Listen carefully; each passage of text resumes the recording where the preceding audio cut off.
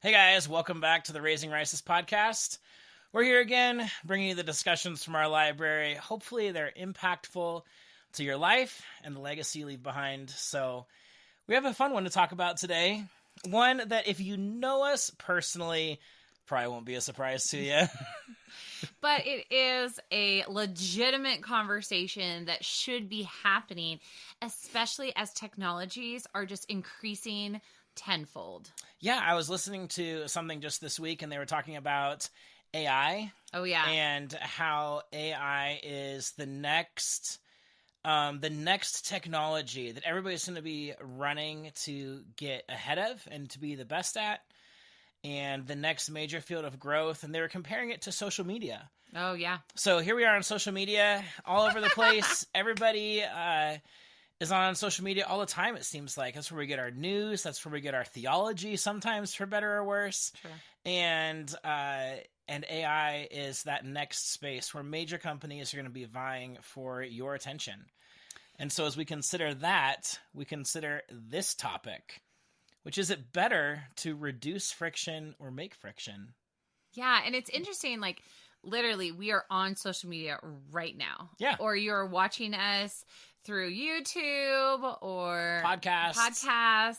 And there has been fruitful, good teachings or good things that have come through reducing the frictions in our life. Yeah, wonderful connections, tremendous encouragement in the church as a whole.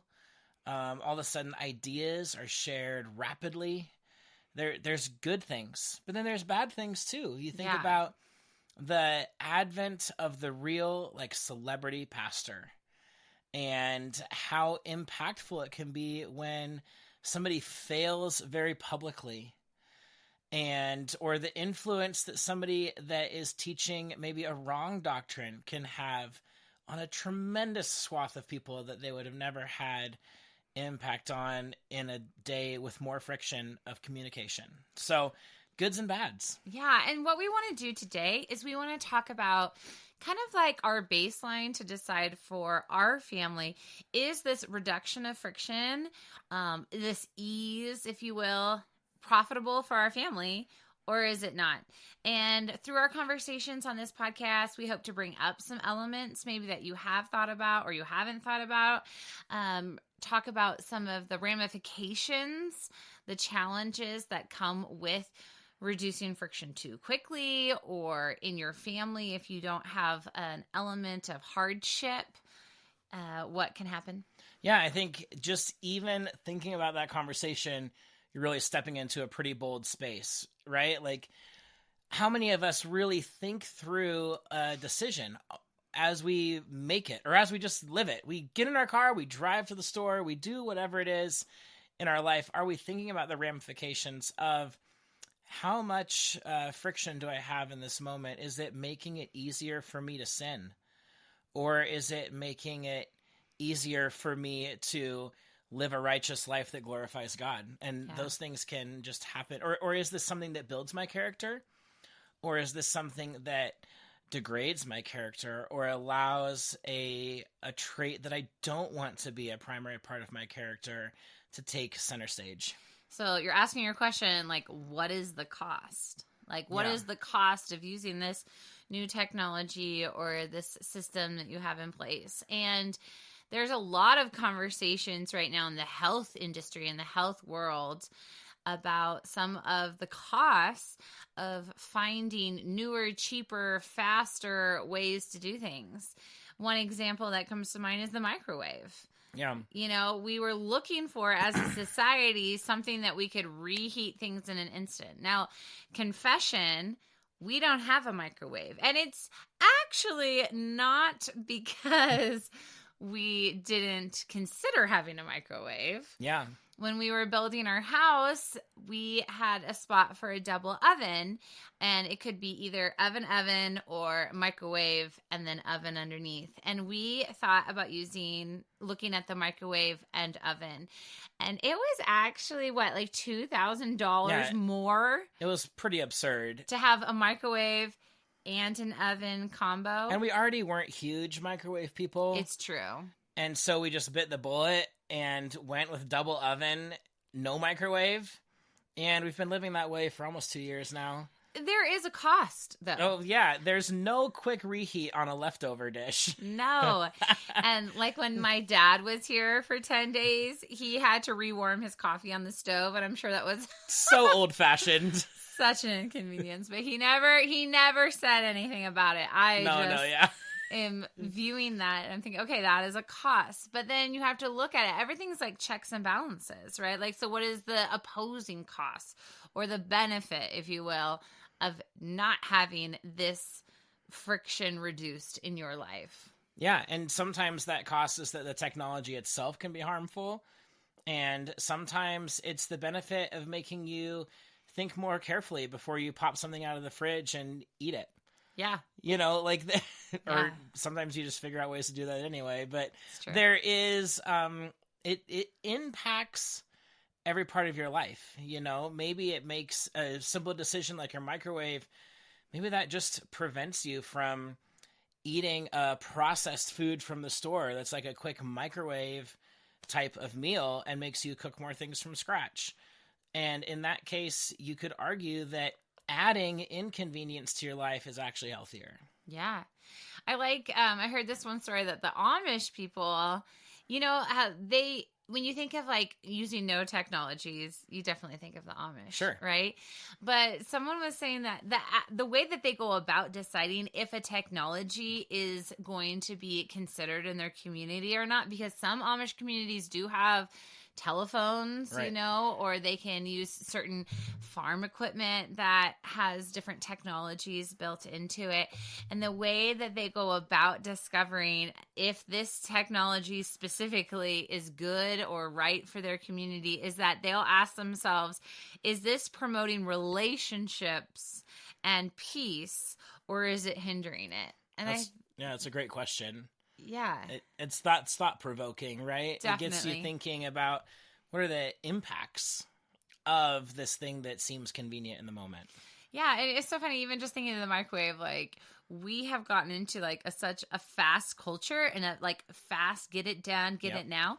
But, like, perhaps the Amish were thinking and talking about when you are doing that at, you know, like, 1 minute fast speeds, then you're not cultivating skills and relationships in the kitchen. And I can attest now, having, you know, daughters and sons that enjoy being in the kitchen and making things, that those relational connection time in the kitchen is beautiful. And it reminds me when we were living, you know, in a trailer for 18 months and we had to hand wash all of our dishes. I definitely struggled at times to have a happy heart about that. But then I would look over and I would see who is washing the dishes with me. And it was my kids. We were doing it together. It was most definitely promoting relationships. And the peace came with knowing that I was spending time with them and having conversation. Yeah, and it also promotes a peace and a thankfulness amongst the family members when you arrive at the table together. And somebody has prepared something for you. Yes. And there's a clear evidence that it took more than popping it in a microwave, right? It was handmade and baked and served. And then there's a relational thankfulness together with that. Definitely. As I die here. Drink your water. There are some things, though. There are some technologies that maybe aren't as easily identifiable if it does promote relationships and does promote peace. Like, I was thinking about notifications on your phone versus writing things down. I can attest that I rely on those notifications, definitely, because one, I'm out of habit. I'm out of habit of writing things down. However, I do have a handwritten calendar, and I was talking to someone, we were out and about, and we were talking about getting together, and I was like, well, I'll have to go home and check my calendar, because Did they laugh at you? Yeah, I didn't have one on my phone. And then as I was thinking about that, and I was messaging them later, I realized that gave me an opportunity to evaluate and not give a yes or a no in that moment. Yeah. And talk to Darren about like, hey, is this okay if we do that? So there was like some benefit that came from it. There was inconvenience. Don't get me wrong. There was friction. But I think we're used to that, just like instant decision or instant gratification, but writing something down maybe makes you slow down a little bit around that thing, whether it's a list of like, these are the things I need, or it's a list of these are the things we need to do, or it's your calendar. Maybe there's a benefit to adding that moment of friction. Maybe. Like, and that is something though that has to be decided per family. Right. Yeah, of course, like we always talk about in this podcast, we're not prescribing like you need to do this or you can't do that, and we're not seeking to bind anybody's heart with a conviction of our own. We're just presenting an idea that says, hey, have you thought about your life and how it relates to these things? And the next one I think is super impactful and maybe a little bit more cut and dry than phone notifications versus writing things down. But just another example of this is like the advent of TV versus reading. Yeah. And the engagement and the mental imagination and imagery that comes from reading versus the pure consumption of a television show. I was being told the story about this family who wanted to prioritize reading and togetherness and family games over watching TV. And so they gathered their family together and they asked them, what do you think would help provide, I'm going to use the word friction, to make it so this wasn't just readily available, easy, and the choice to instead read or play a game or have a conversation was more on the forefront. And now I'm going to be coughing. This family said that the conclusion they came to was that they were going to hide the remote. Nice. That they were going to put, because they lived in like a 3-story house. They were going to put the remote on the very bottom, like down in the basement. And then they had, I don't know, someone staying with them for extended time or something. And they had gotten in the habit of not watching TV because they didn't have the remote. Right. And then this guest that was staying with them comes up from downstairs and he's like, I don't know if you know, but I found the remote down here. That's pretty awesome. Yeah. So even in decisions like that, right, you add friction. That adding of the friction is a good thing because it maybe even just makes you slow down and think about the choice that you're making. It's not like readily available. Right. Like you're like, actually, we were trying to read more. Maybe we'll try that. Or I want to talk to this person about this. And it's easier to talk to because the TV's not on or whatever. Hello, we want to interrupt this podcast today to let you know that it is brought to you by Heritage Home Family Farm, a Christian family seeking to bring a legacy of flavors to your table. This family is passionate about building the family culture and making homemade with ease. They have a series of spices, loose leaf teas, and baking mixes available to make delicious, clean, and easy homemade food at your table and in your kitchen a possibility in today's busy world. Find out more at heritagehomefamilyfarm.com. Yeah, or think about the intentionality that can come with a process that has more friction. Yeah. There, instead of, like, we live in such a text message society, right? Definitely. We're just like, fire like 2 sentences at a time if you're lucky, and that is sometimes the bulk of our communication, where it takes more thoughtfulness sometimes, and I think in a good way, thoughtfulness if you're considering like writing somebody a letter versus shooting them a text. Now, I'm very terrible at this. I was say, when's the last time you wrote a letter? Yeah, I can't remember. So it's a conviction moment, right? Yeah. But how considerate to think about something like that. Like, does it make sense to hold on to a long form, like more friction-filled process than to do something that's so instant? I feel like I have a lot of stories around this like handwritten idea right now, probably because it's like heavily on my mind. The kids and I, for homeschooling, have incorporated once a week. We do letter writing, and Yeah. we write to right now people in our family primarily, but also friends. And it takes time. I mean, like, it probably takes the kids 30 minutes, like half an hour, to write one letter. Granted, they're getting faster, and so hopefully, as they get older, it won't be as long. But it's that time that goes into it, and it's actually like quite a skill to learn. Like, you need to. You can't talk about yourself the whole time. I tell them, right? Like, you got to ask questions. You do need somebody's gonna write you back, right? Like, you do need to give, like, information to the person, but again, in moderation. And it's been really pretty fruitful to see a lot of the grandparents write back, and now they have little boxes of letters from family members, and it was inspired by several people in the homeschooling community. But this one family was sharing a testimony that their grandma would write them constantly. And they, again, have the little shoebox of letters. And then she passed away. And they had that memory piece, though. That memory and that, like, relational bond because of those letters. And I thought that was really beautiful. Yeah, that's pretty cool.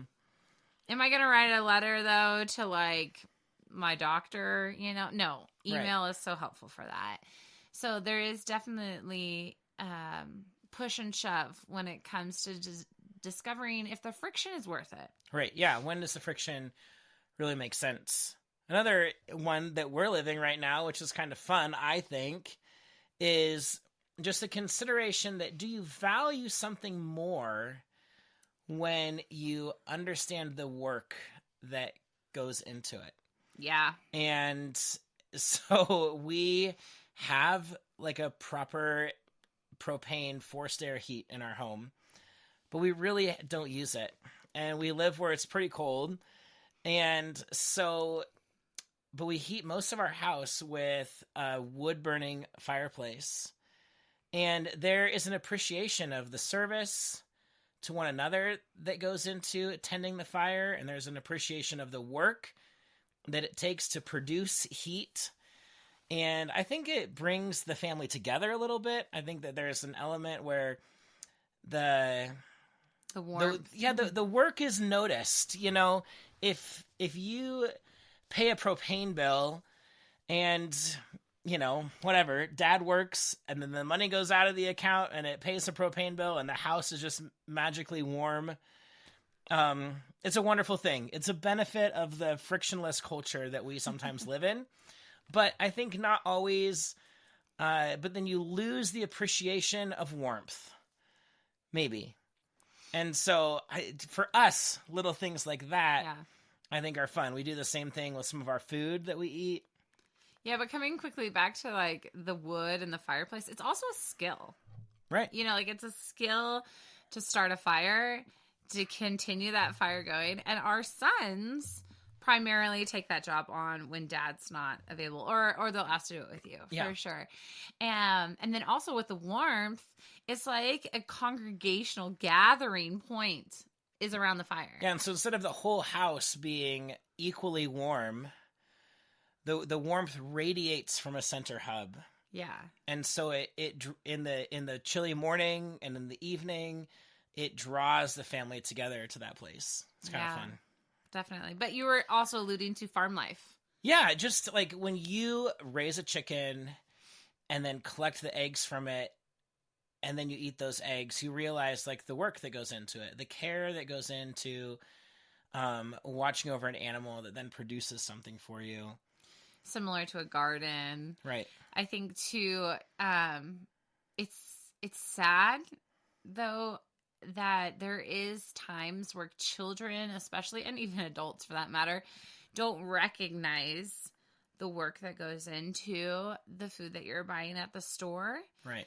And they don't realize, like, bacon comes from pigs, or, you know what I mean? Yeah. Like, these things don't translate because you just buy it at the store. You're not seeing the whole process. You're not experiencing the process. You take for granted the work that goes into it. Even as simple as like this podcast, we enjoy doing it so much because it's a definitely a relational thing for Darren and I. It comes out of our conversation, and then we would just want to encourage others with it. But we have grown in our appreciation for other podcasts. Oh, right. and it actually has made us want to donate money to other podcasts because of They're just faithfully encouraging saints. Yeah. Because of the work that goes into it and the encouragement that it does provide for families and stuff. But that's another thing. But. Yeah. To circle back to that friction element, is it less friction to drive to the store and buy eggs? 100%, right? Yeah. Is it less friction to buy your bacon perfectly, cured and packaged? Sure is.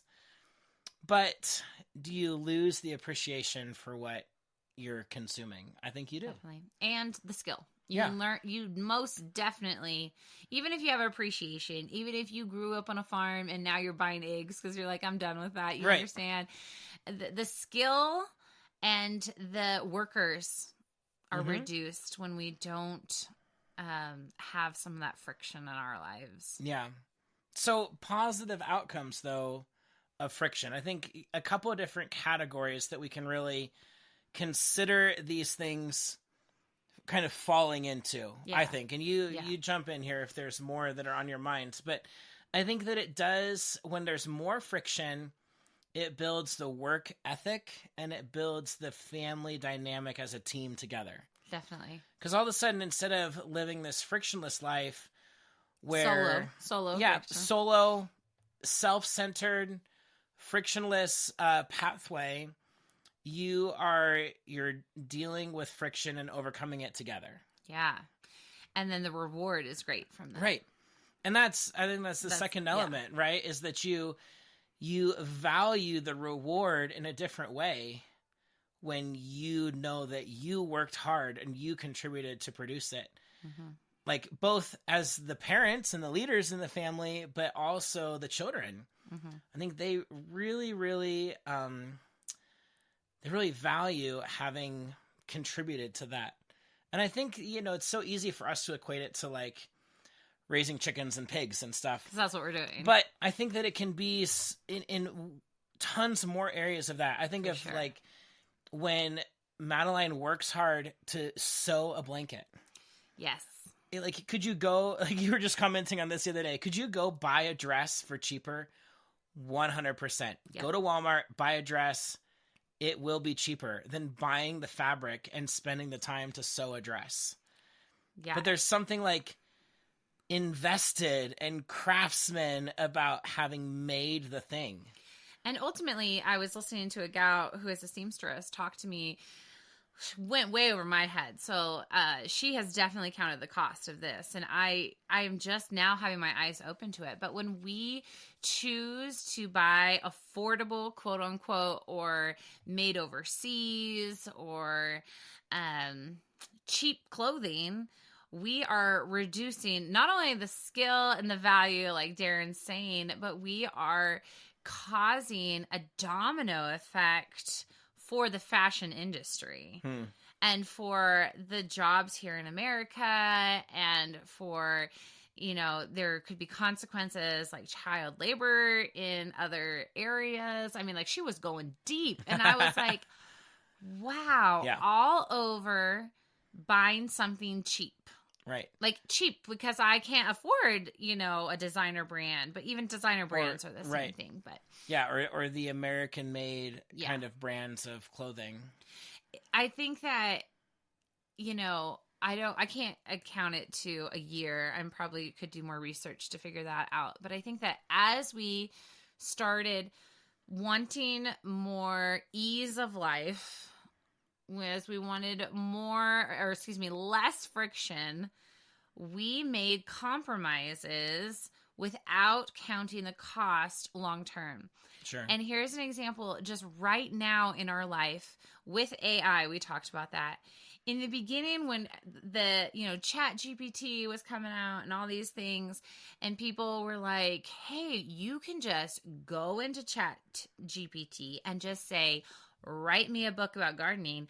And then you just take that information and you publish it. Right. And then you can make, $2,000 to $25,000 a month. I don't know. Like, you know what I'm talking about, though. Like, you see those reels, you hear those conversations, those quote unquote business ideas. And I logged on to Chat GPT because I was like, wait, I want to know what this is about. Like, how are people doing this? And I didn't follow through on it because I just had like a little nagging, but it was like, hey, look at this: flash, ease, money, Right. all the awesome pros. And then we did not quite take a step back to say, okay, what are the ramifications of AI? There is a whole now division of lawyers and whatnot that are defending people who have been have severe things happen to them because of AI, like suicide. There's I can't tell you the name of the app right now, but there's some app that it's an AI driven app and it's geared towards teenagers, and it is like telling them to like harm their parents. It's like isolating them away from community and family so that they're just friends with this AI app. Like, I mean, that sounds extreme, right? That sounds like horrible. And it is actually happening because we have not counted the cost, or we haven't slowed down because we're just in this like rat race to who's going to have the best next? AI. Yeah. That we're not looking at the big picture. And that's something that is facing us right now. But these some of the things that we're sharing has faced generations past. Right. And we will face more. AI is not going to be the end of the story. No, there's always something, because that's what was the curse? The curse of Genesis 3 was that man would have to work the ground. And toil. Right. Toil yeah. it would be and hard. Sweat. That work would be difficult. And man's sinful nature, man, we want it to be easy. Yeah. And is there benefit? Like, did God allow us wise minds to create technology that have made a world where we can cultivate? Like, we also have a dominion mandate, right? To go and tend the world, right? And to be fruitful and multiply and fill the earth, right? And subdue it. Like, that's also a command. And could we do that without tractors and planes and just like wonderful things that are technology? It would be a lot harder. Like, those things have allowed us to do what we've done, and science continues to allow us to learn how to turn deserts into areas that produce rainfall and crops can be grown in, right? So there's good to technology, but we have to watch carefully and make sure that in our sinful nature, we're not making things so frictionless in certain areas that we cause detriment to ourselves, because we're fulfilling our flesh instead of fulfilling the mandate that we've been given. So that would be the third, I think you were alluding to, the third positive outcome of having friction in your life is that it requires you to navigate truth and stand for truth. Yeah. And it's a call and a plead to parents and to ourselves that it is even more imperative that we look at the whole picture when things are new, when everybody in the crowd is doing something, and when it appeases our sinful desires, right, like money we were talking about earlier, pleasure. So when those things are like, oh, well, this would, hey, look at this. This is going to make my life easier because I'm going to make some money, or, this is going to fill this desire in my life. Then we kind of have to be like, wait, pull the reins back and take a little bit of a deeper dive. Yeah. And I think too, there's an element, there's a relational element of this topic that we can consider too. And that is that we live in a culture today that wants everybody to believe in their truth, and that wants truth to be subjective, and wants us to all just love and get along. And I think that it is imperative as Christians with a biblical worldview that we understand that relationally standing for truth is going to also cause friction. For sure. So maybe that's a full episode for another episode, but consider that in the end of this conversation, that as we consider friction, as we think about that might not just be physical friction, but sometimes emotional or relational friction is necessary. It is good, right? There's not the Bible is not without good examples of where interpersonal friction was God's plan. Somebody obeyed what God said to do, and that caused friction between them and somebody else. And so consider that as a potentially good thing too, when done in love, of course. Definitely. Well, this was a very helpful conversation for Darren and I, so we just pray that it will stimulate some thoughts for you. And whether or not you feel the same way about reducing friction in your life, as far as the exact examples we gave, maybe it'll just have you open up your eyes to different things, different either technologies or systems that you have in place that maybe need to be reevaluated. Yeah. We're in a constant journey of reevaluation. And so even when we come on a podcast like this and we talk about these things, it's not because we've always thought this way, and it's not because this is the only way we'll ever think, but it's because we're hopefully constantly growing in our sanctification and in our consideration about how to best lead and disciple our children as we raise up the next generation. So we pray it's a blessing to you, and have